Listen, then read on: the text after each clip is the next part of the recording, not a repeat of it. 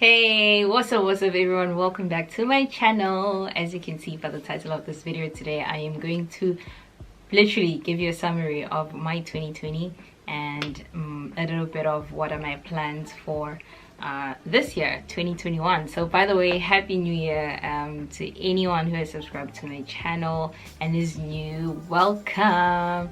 And to my returning subscribers, thank you so much for staying tuned. The first thing I want to mention is obviously COVID. I feel like we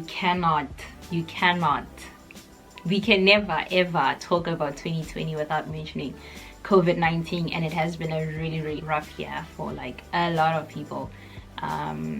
Fortunately for me, I still have my job, and that's I guess the benefit of working with not necessarily EPIC only, but public school, so like GOE or JPIC, because people in the hug ones were actually affected by this. Some people lost their jobs, or if they didn't lose their jobs, their salary was cut, or they weren't treated well. Some people left. It was just a mess for Hagwons because it's a private institution and parents were scared of taking their kids to Hagwons, so there was that situation. I know a lot of South Africans who are trying to ask me if I can find anything for them because they were leaving through Hagwons, and I was just like, I don't know any, like I just know public school. So yeah, I was lucky in that sense. The only thing that did change for me was online teaching. Obviously, it was tough. I feel like it was really tough in the beginning because we didn't know what we're doing in general.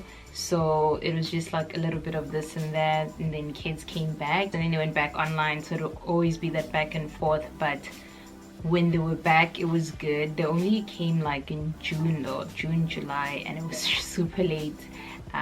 It wasn't too bad for my 4th, 5th and 6th graders because I taught them last year, but for my 3rd graders, they've been hearing my voice and watching my PPT online, and then suddenly they see me, so it was just like weird, and now they're back online. So yeah, I think that was a huge change for us as South Korean teachers, or for me personally, just the aspect of teaching online, teaching 30 students online. Like, it was just a lot.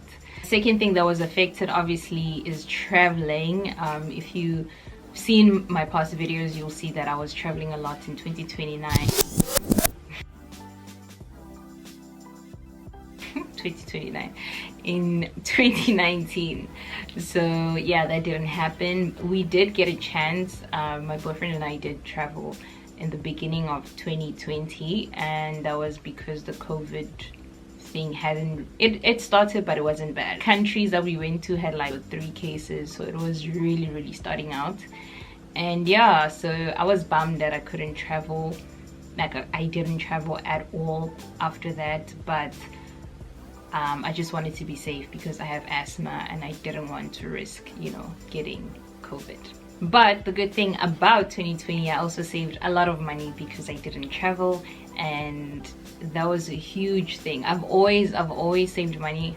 Like, if you've watched my saving money video, if you haven't, I'll link it somewhere up here or up here, I don't know, somewhere above. You'll see that I've always saved money. If you sit down with me and you're in Korea, I'll probably bring it up that you should save money. Like, that's my thing, that's my goal. So I'd say I saved more money, and I'm really proud of myself. Like, I'm really happy.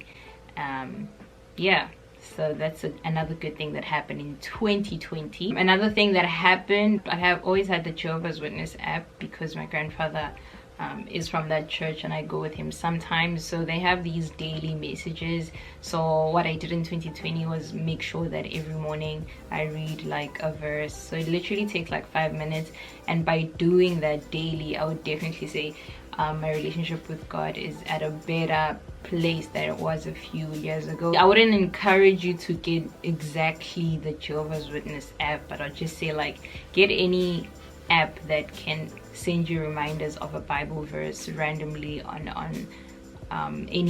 every day, so you can read like a few lines. And sometimes it's almost like, he knows what you're going through. Like, every day that scripture you can relate to. So that was interesting for me, and I'm super happy about that. Definitely, because as you know, churches, that's where most of the coronavirus cases were spreading in South Korea. So church was not an option. In Jeju Island specifically, we get changed schools every 2 years, and as you know, I'm in my third year now of teaching in 2021, so I will be changing schools. And I don't know how I feel. Like, I like comfort, so I was already in a routine for the past 2 years, same schools. I know what I'm teaching, I know my schedule, I know the teachers, I know the students, you know. So, and now I'm like shifting from that, so I'll still be in my apartment, which is great, but I don't know which schools I'll be getting. I don't know if it's going to be high school or middle school or elementary, so it's just like a big question. I'm only going to find out just before I start. It's quite sad, you know, because I've built relationships with my co-teachers, and because we have COVID and I'm teaching online, I had to say goodbye to my students online. And my small school, luckily, I still had live sessions, so I did tell them goodbye. I left my email. It was really emotional, and it was like, you know, we cannot hug each other, we cannot yeah, it was sad because my students always run up to me and hug me, but like, we haven't done that actually. No, but this year they still did it. Like, they know they're not allowed to, but they just be like, oh teacher, quick, like just give me a quick hug. So yeah, I'm going to see my grade 6s on Friday for the last time because they're graduating, luckily in person. But at my main school, because it's a big school, I didn't say goodbye to my students, so that's quite sad. But yeah, another crazy thing that happened was getting online camp. So my school insisted that we're gonna have an online camp. I don't know how it's gonna work. I've prepared a lesson, you know, a lesson plan, and we just have to hope for the best. My online camp is on the 11th, 12th and 13th of January. So after that is complete, I'll give you an update of how that was. So I guess I'll say goodbye to the few students that I will see online. My inconsistency on YouTube, I think a part of it had to do with just the change of the work thing, because when like I said, when I said I'm gonna post 2 videos a week, I was already in a routine. I already knew my schools, what time I come back, when do I get to edit and all of that. But then there was this huge bomb, this online teaching, and I had a lot of work. A part of it was being lazy, a part of it was making excuses. So I'm not proud of that, but somehow, you know, the channel still grew. So shout out to you, all of you, for staying loyal. And another thing that I'm definitely leaving behind, the last thing I'm leaving behind in 2020 as my summary, you guys, I don't understand. Like, if you go through my Instagram, my Twitter, my Facebook, anywhere you guys DM me, you guys ask the same questions that I've already answered in my videos. And I used to feel so bad. Like, when I started the channel, I used to try and answer everyone, but as the channel grows, more people, you know, ask the same questions, and it's really draining. So what I'm leaving behind, I will not answer things that I've mentioned or things where I feel like it's so easy. Like, you could literally just go on Google and say EPIK program in Korea. It will take you to the EPIK website and everything is there, you know. So I will only answer questions where I know I haven't really mentioned this, or I said this briefly or whatever. But if it's like, what are the requirements? I'm not 2021. So what are my goals for 2021? I definitely want to save more money, continue saving. Yeah, I mean, it's still the same as last year. I don't see a change.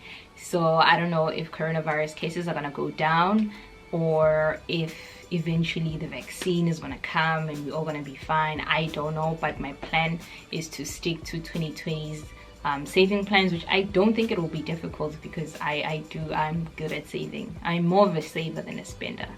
So my mom jokes around and always says, like, when you die, you're just gonna find money in your account and you're gonna spend it.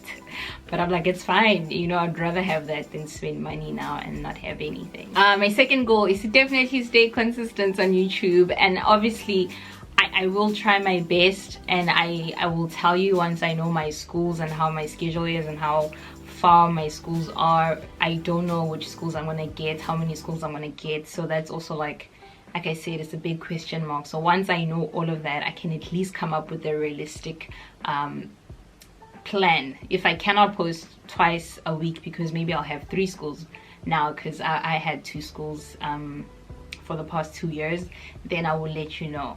But so far I will be consistent at least once a week if I cannot do 2. But if I can push, you know, I think I can still push 2 videos. If I mean, I can do it. I think I can do it. I think I can do it. So I'm definitely gonna be posting more, because when I read my YouTube stats, I was literally disappointed. My 2019 stats, I posted 86 videos, and in 2020 I only posted 26 videos, so it's like a huge difference. So I really fell off. And it's like YouTube is like anything. It's like working out. Once you skip on the Monday and you're like, oh, I'm gonna go on a Tuesday, and then it just keeps going. So I never missed the day. I was always like a day ahead actually on YouTube. But once I stopped, once I started lacking, it's almost like you get used to it. So it's a horrible habit, and I'm going to improve and come back, I promise you guys. I want to continue with the Bible scriptures as well. And as I've mentioned that I'm changing schools, I said I don't know how I'm feeling. The bad side or the sad part was that I am leaving my schools that I'm used to, but at the same time I'm quite excited for this new journey, for this new chapter in my life. I feel like when I first came here, obviously I did not have teaching experience, in-class teaching experience. I was only like teaching online. I didn't know what I was doing, you know, like I was just winging it. But I feel like last year, 2020, I definitely know my teaching style. I've figured it out. I'm confident in the teacher that I am. I've been able to voice out opinions, you know, like at first year my teachers would be like, oh, do this, and I'd be like, oh, okay, you know, I'd have an idea but I wouldn't say it. But now I'm more in control. I'm more like, no, I'm the English teacher, so I'm like, no, they have to write this 5 times, whether you think, you know, this is a lot or not, they have to do it. Or, you know, like I speak more, I give my opinion more. And funny enough, they just say okay, and I'm like, why didn't I say this all this time? Like, it's not an issue. It's not like I argue with my teachers. They're just like, oh, okay. I'm just like, oh, I want to do this. They're like, oh, okay. Whereas before I'd be like, oh, what do you think I should do? So I've definitely changed in terms of that. So going into a new school, I'm excited to bring my teaching experiences and my style of teaching, and I'm excited to meet new students and learn new names.